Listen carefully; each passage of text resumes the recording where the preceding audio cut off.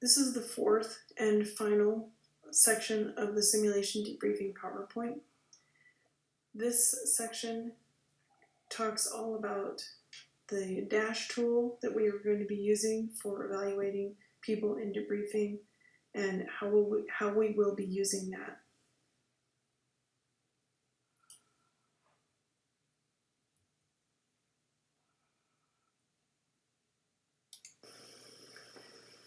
The dash, short for Debriefing Assessment for Simulation in Healthcare, was developed by the Center for Medical Simulation at Harvard. And it has been written a lot about in the literature. A lot of different places are utilizing the dash. It's promoted by the National League of Nursing. The dash basically assesses the instructor behaviors that facilitate learning and change in experiential contexts. So the behaviors described in the dash were derived from relevant theory and evidence in previous research, as well as expert observations of hundreds of debriefings. So we have these 6 key elements, and then there's a lot of behaviors that in the training, you get all of these behaviors that identify where is the person in terms of their rating. Are they a 3, a 4, or a 5? Based on the behaviors that they're exhibiting related to these different key elements.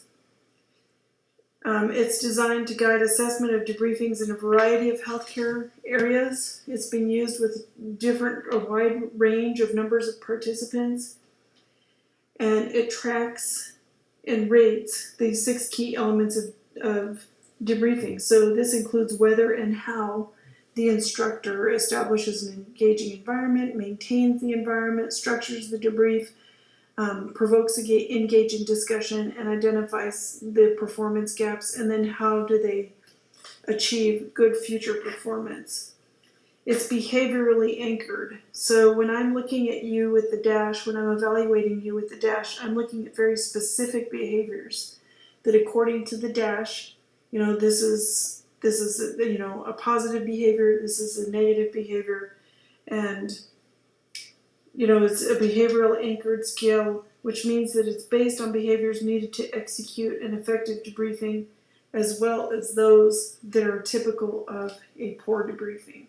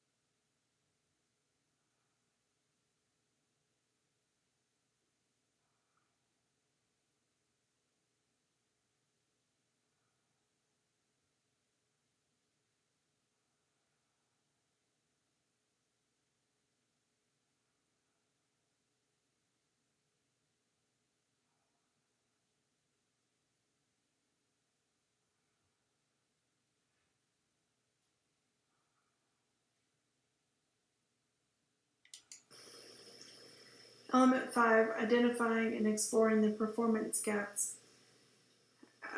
According to the dash, when I'm looking at this, the behavior that I'm looking at from you, the faculty member, as the content expert, is are you identifying the performance gaps and bringing them up for discussion in a positive way, and correcting that behavior so that the student doesn't go forward with the wrong information.